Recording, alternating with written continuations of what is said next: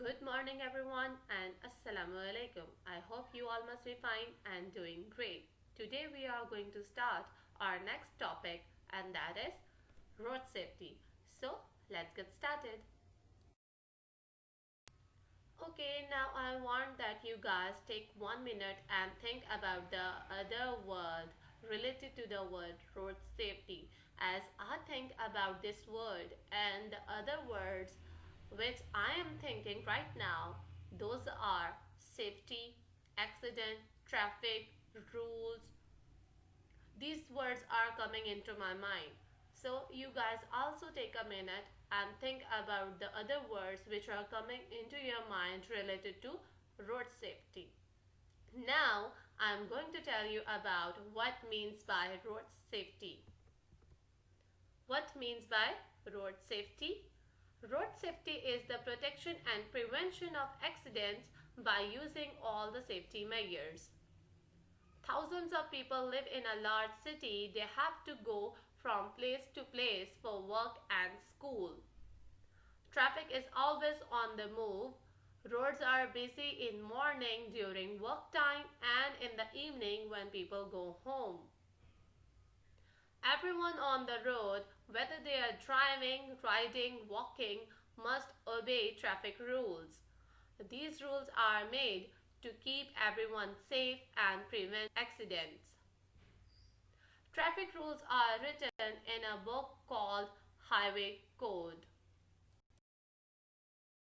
Now I'm going to talk about the rules of road safety, and you all have to follow these rules whenever you are on the road. Rule number 1: always cross the road at a zebra crossing or a safe place. Before crossing a road, look right and left and listen carefully. If there is no traffic coming, cross the road. Never play on or near a road. Always walk to footpath. If there is no footpath, walk close to the side of the road.